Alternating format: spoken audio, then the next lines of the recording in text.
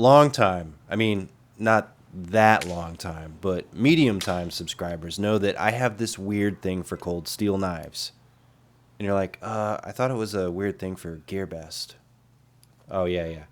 Probably true, too. But cold steel is my muse. GearBest is like my drug dealer. And I'd been trying forever to get Lynn Thompson just to look my way and smile. So, short story, kinda long, custom knife maker Mike Wallace, who I'm gonna buy a sweep chopper from later this year, was like, "Oh, I have Lynn Thompson's phone number. He talks about you all the time." Really? Like, little old me? Alright, okay, okay. Okay, so actually part of that story was made up, or a lot of it. But here we are. Mike Wallace does make his own custom knives, and he also is a cold steel murder weapon designer. And this monstrosity right here is one of his designs. And much like this channel, it's something that shouldn't exist, but does, unfortunately. Beep. You're like, wait, isn't that the Chinese D2 sound? Oh, okay. Where were we? Oh, yeah. Cold Steel Colossus. This thing right here. Let's look at the dimensions as you figure out if this is something you might get away with at the office. If you have to ask yourself that question, it's definitely no. The answer is no. Like the overall length and weight. That is, unless they have a bring your cold steel to work day. The blade size and the cutting edge. Then it's like, which cold steel should it be? The handle size and the grip area. Should you go small and tasteful and stick with the broken skull? Spine thickness and handle thickness. I mean, they only do it twice a year, so it's got to be the right decision. Tallness. Go with the Chinese war sword and hope that everyone's okay with the pig carcass, like security and HR. The Colossus, despite its name, is not the largest cold steel folder you can currently buy, but you already knew that, as you lovingly caress the Espada XL in your pocket. It has a very modest 4-inch flat ground blade and a satin finish made from CTS XHP in a spear point style. Okay, 4-inch ain't small. I mean, for a knife, it isn't small, but it's tall and it's wide, and the blade spine is fairly thin for what it is. Perfect for slicing.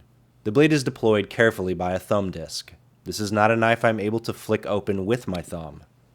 I have to open it in a circular motion with my thumb if I want to use one hand. I mean, you can always use two if you want to look like a beta, but that's your choice. Or you can fling it just right with a pop of the wrist and get it to open like this, gravity style. I mean, it's the wrist and not gravity, but I mean, you know what I mean. Or since it's got that disc, you can, with practice, pull it out of your pocket and get it to deploy. It took me a few tries. Okay, a few dozen tries, but I get the best results for drawing it steadily directly upward, and it fully deploys from my pocket, like the good Lord intended, or his tactical excellency Lin intended. The knife has that triad lock, which is basically like a super stiff lockback. Closing the knife is not possible safely with one hand, although sometimes I do it anyway because I enjoy cuts on my pointer finger. It's a hard push close with your thumb, but it's supposed to be, I think. I'm just saying that. Triads are known to be the toughest lock on the market. If you don't believe me, watch their lock videos. And you're like, why would I trust a manufacturer over you? Good question. However, in all of my whacking triads on my 3 cold steels, which is not a good sample size for science, but for YouTube it makes me an expert, I've never had a triad fail. However, it must be noted that the knife comes with a disclaimer about how you should treat your knife. I didn't read it, but if you pause the video right now, I will let you read it. Okay, moving on. The handle. The handle is a thing of beauty. That is, if you also think stabbing a large fish with a sword and wrestling it in the water like a damn man is a beautiful thing. And it is. It's made of a layered, 2-colored G10, hunter green and black, and 3D milled. It creates a cool 3-dimensional effect, and it looks like it was fashioned off of the appendage of a monster killed by a cold steel weapon. Now, I'll let you decide which appendage. It is large, and it fits my hand well as probably larger, tougher guy hands, too. The handle is linerless, so it saves weight, too. And when holding it and using it, I found it comfortable. However, the inside of the handle is a little harsh, which I found out when I ran my fingers inside of it. I knocked it down with a little bit of 220 grit sandpaper. Didn't take very long because it's just like a slight edge. It's not sharp, but it's edgy. And if you're beating on stuff with it, it's something to think about, before commencing whacking. Think once, whack often. Cold steel. The pocket clip is stiff and not deep carry. About 1.25 inches sticks out of your pocket to let everyone know who the man is now. He's got a knife. It's flippable to the right or left side in a tip-up configuration only. The tactical configuration. Probably one of the strongest clips outside of my Southern Grind Spider Monkey. If you want an easier pocket experience, you'll have to remove and bend it. It sure as shit ain't gonna fall out of your 511s, damn it. Okay, comparison. First, the Colossus. Despite its size, it is actually a fine slicer. It has a comfortable handle and looks like no other knife. It's made for special sorts of people like me. Now the Frenzy. There's nothing wrong with this knife. However, it's a little too stabby and doesn't have a blade shape that lends itself to slicing.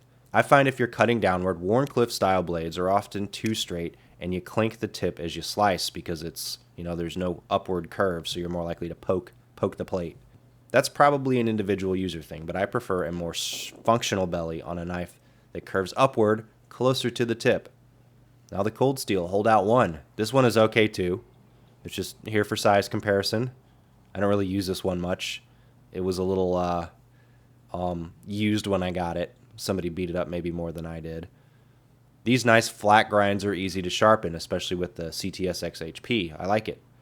Now, Benchmade Crooked River, a more classical example of a knife. Good and useful, and like all of these other knives so far, a little too big for everyday pocket carry. I don't know, maybe if you work in a warehouse and cut things and people don't say mean things to you because your knife isn't like everyone else's, maybe you could use it there. How about the Spyderco K2, named after the mountain? I don't really know if it's named after the mountain. Not the mountain from Game of Thrones, but like the mountain, like the peak. Big titanium. I like the knife, but I don't use it much. How about a regular size knife, guess the Paramilitary 2? Reasonable. It's a reasonable size comparison knife. Not that reasonable has any place in any of my videos. All right, how does this knife handle tasks explicitly noted to avoid in that stupid piece of paper that ships with it? I don't know, let's start with it. Yeah, that's what I thought.